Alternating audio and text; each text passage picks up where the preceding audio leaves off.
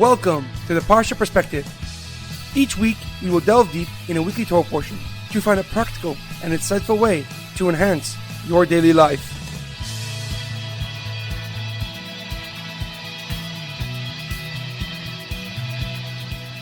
Thank you for tuning in. My name is Shalom Yemini. Each week, we will look into the weekly Torah portion to find inspiration that will complement your daily life and intensify your connection to God. This week's Parsha Perspective is being dedicated in memory of Elka ben Yehuda Yosef. May her soul be uplifted and her memory a blessing. This week's Torah portion is Parshas Chayei Sarah. Our Parsha begins with the passing of Sarah at the age of 127 years old. Aram then negotiated with Ephron to buy a plot of land in Chevron known as the Mearas HaMachpelah for 400 shekels to use as a familial burial spot for the next generations. When Avraham finished mourning for his wife Sarah, he sent his most trusted servant, Eliezer, to find a wife for his son Yitzchak in his hometown, the land of Aram. When Eliezer arrived in Aram, he went to the well and encountered a young girl who offered to give him and his camels water to drink. When Eliezer asked who she was, he discovered that her name is Rivkah, and she was the great niece of Avraham. At that moment, he knew that she would marry Yitzchak. When Rivkah told her family what had occurred, her brother Lavan went outside to greet Eliezer and invited him over to stay the night. With their family's blessings, the next morning, Eliezer and Rivkah traveled back together to the land of Canaan, where she married Yitzchak and went into Sarah's tent. However, a question comes to mind. The pasuk says, "V'Avraham zaken ba bayamim, v'Hashem birech es Avram bakal."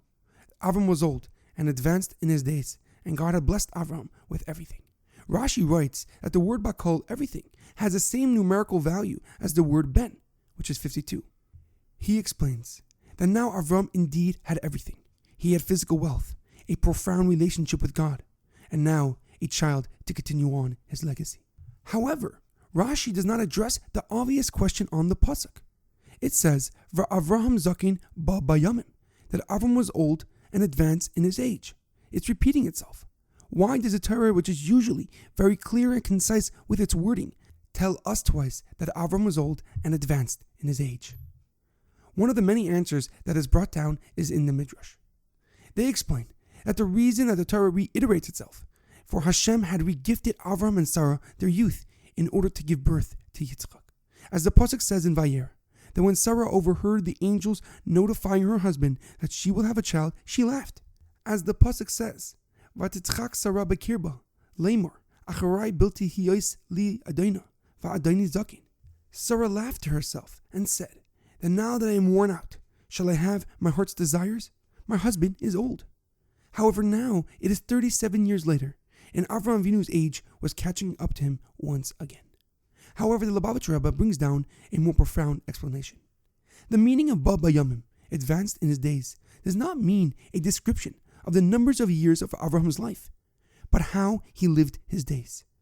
Avraham Avinu did not let a day pass by with no element of growth. Instead, he took upon himself each day to continue to develop his relationship with God. As the Zohar writes, that Avraham Avinu did not miss one day of serving Hashem. And even during chaotic and troubling times, he remained concentrated on his goals. So despite the passing of his wife Sarah, he remained focused on his responsibility of continuing the Jewish people by finding a wife for his son Yitzchak. Avraham Avinu did not let his days surpass him. Instead, he advanced on his days for the best opportunity to grow and improve in his spiritual life. In our daily life, it is imperative that we understand that we must try to be productive every single day. Whether it be small and incremental steps towards your ambitions or actually achieving your goals, you must strive for growth each day.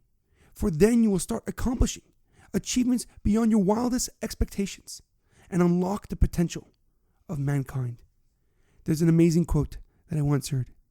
The secret of getting ahead is just getting started. Have a great weekend and good Shabbos.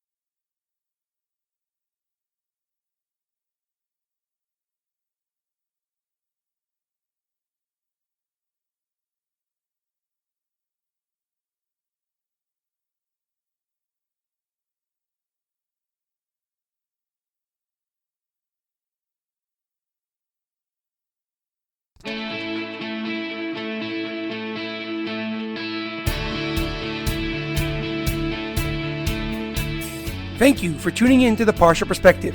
Check out our website, theparshaperspective.com. Send thoughts and comments to theparshaperspective@gmail.com. Till next time, thanks for listening.